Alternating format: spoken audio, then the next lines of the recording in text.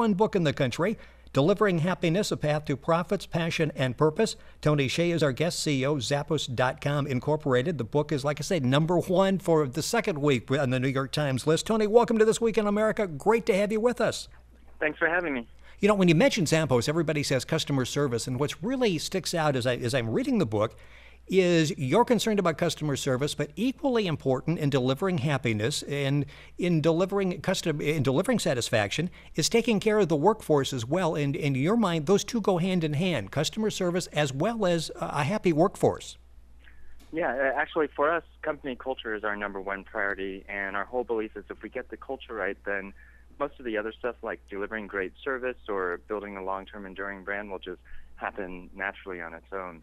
So really, we've done a lot and we continue to do a lot every day, thinking about how do we make our culture stronger and stronger as the company gets bigger, because most companies, as the company gets bigger, the culture ends up going downhill, and we actually not only want to prevent that, but trying to figure out how to scale that and really, for us, our belief is that our culture is our #1 competitive advantage. You know, what's interesting in this economic climate, you hear a lot of companies say, we got a real difficult time keeping the morale of the workforce up, and you've been able to thrive during this period.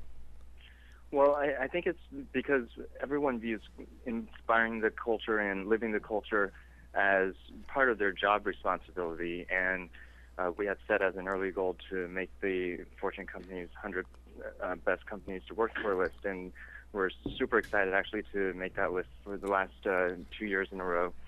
And really, I think it's a combination of having employees, making sure everyone understands the long-term vision of the company, which is all about building a brand to be about the very best service and customer experience, and then making sure that we hire employees that will move our culture forward. And so when we hire employees, we do 2 sets of interviews. The first set is done by the hiring manager and his or her team. That's kind of the standard stuff. But then our HR department does a separate set of interviews purely for culture fit, and they have to pass both in order to be hired.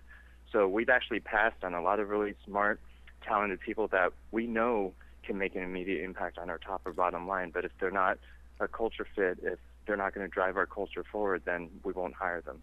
And you offer $2,000 to new employees to quit. How did that come about, and how does that work? Yeah, it's actually up to $3,000 now. Yeah, but, inflation, okay.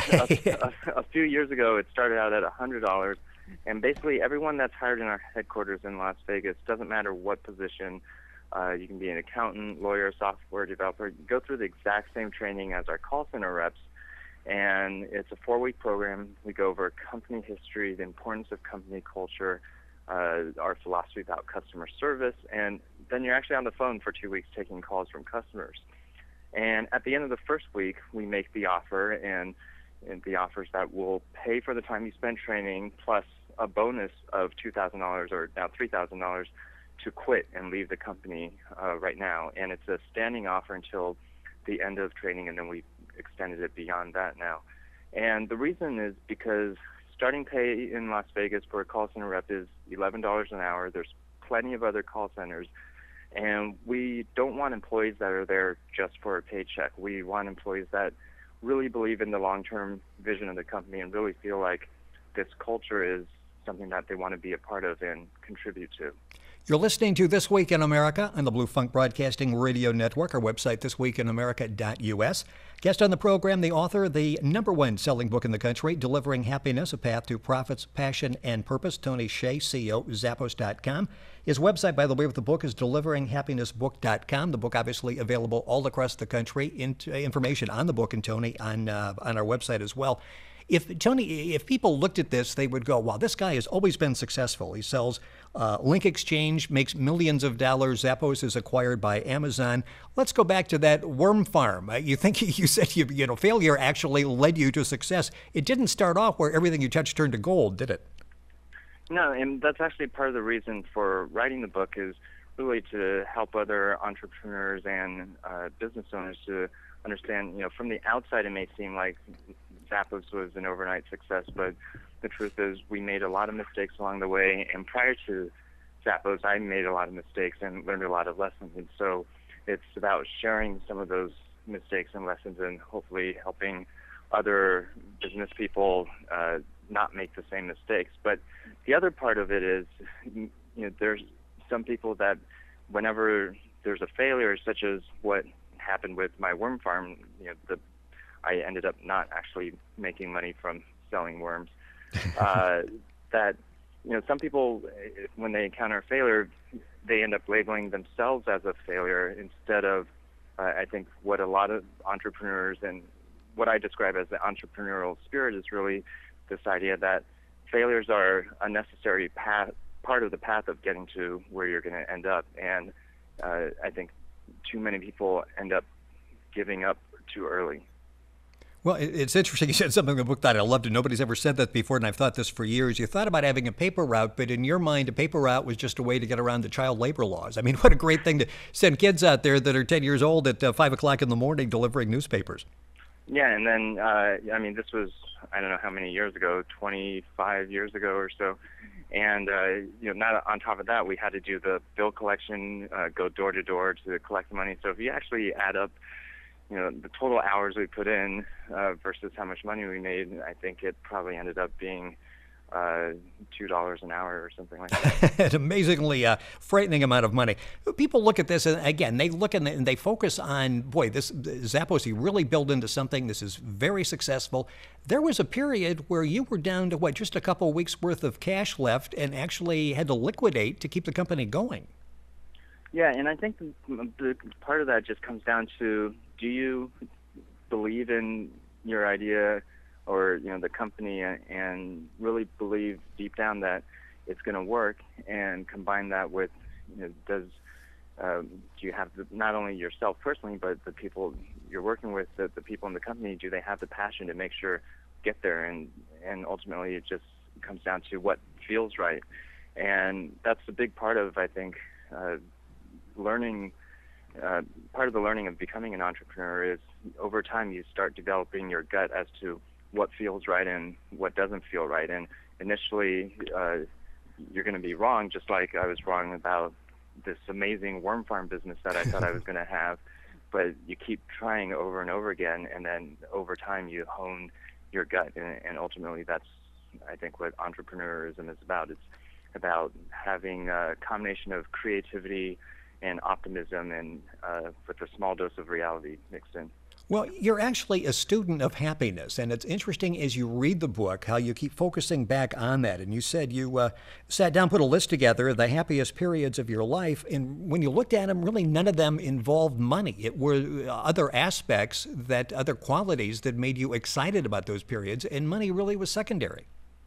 Yeah, and that's something where, I think we're all really in the default mindset of more money equals more happiness, right, when the studies have shown once your basic needs are met, and so it is true that more money equals more happiness when you're worried about putting food on the table or putting a roof over your head. But once those basic needs are met, then studies have actually shown that more money actually doesn't buy you more happiness. And it's really about other things like how connected you feel to your friends and family, whether you feel like you're part of something bigger that has a higher purpose, for example, and those types of things really contribute a lot more to happiness. And also, one of the other things I talk about in the book is the sense of ongoing progress. And so it's not really a destination per se, but more making sure that you always feel like you're progressing, and that's something that you can actually incorporate into business in terms of making employees happy and making customers happy. The book is Delivering Happiness, A Path to Profits, Passion, and Purpose. Tony Hsieh is our guest on This Week in America. Tony's website for the book is deliveringhappinessbook.com. Our website, thisweekinamerica.us. You can get all sorts of information on the book there as well. One word that you use a lot throughout the book is wow. In fact, you say wow should actually be a verb. Explain wow, that strategy, and why that's been so successful for your company. Well, our whole philosophy is let's take most of the money that we would have spent on paid advertising or paid marketing and instead invest it into the customer experience. So things like free shipping both ways, or surprise upgrades to overnight shipping, running our call center very differently from most call centers, so we don't use scripts and we don't try to get customers off the phone. In fact, our longest phone call was almost 6 hours long, and all those things are expensive, but we really view those as our marketing dollars, and our whole goal is to do something so that customers literally will say or think, wow, that was the best experience I've ever had, and then let our customers do the marketing for us through word of mouth. So we've grown from no sales in 1999 to over $1 billion in gross merchandise sales every year now. And the number one driver of that growth has been through repeat customers and word of mouth. And at the same time, making the list of the best places to work, going back to where we started the discussion, talking about the importance not only with customer, but workplace as well. You've got a list of the top 10 ways to instill customer service into your company. And these are if a consumer sat down and put a list together, you're probably talking about this type of list. One, and this is so important, is empower and trust your customer service representatives. And you said there wasn't a script. They basically can solve most problems, and it's rare when you have to get a supervisor involved. Yeah, and the reason we take that approach and also don't have scripts and so on is most companies, they view their call center or customer service staff as an expense they're trying to minimize, whereas we really view it as an investment in our marketing and branding. And it's funny because sometimes at advertising or branding conferences, there's a lot of discussion about consumers being bombarded with thousands and thousands of marketing messages every day, how to get your message to stand out, how to get your brand to stand out, and there's companies that invest millions of dollars in 30-second Super Bowl ads that people may or may not be paying attention to, or even in front of the TV when the ad comes up. And from our point of view, the telephone is actually one of the best branding devices out there because you have the customer's undivided attention for 5 to 10 minutes, and what we found is if you get that interaction right, then it's something they remember for a long time and tell their friends and family about. The flip side of that is you say it's okay to fire a customer. You get some people that I'm sure are jerks, and no matter what you do, are not going to be satisfied. And at that point, the person on the phone can basically say, okay, thank you, but we're moving on. Yeah, and I think you can fall into the trap of the customer is always right. And so for us, there are some customers that are, or ex-customers that are, say, for example, if they're personally abusive to our staff, or they, for example, try to return shoes that have clearly been halfway around the world on a hike somewhere, then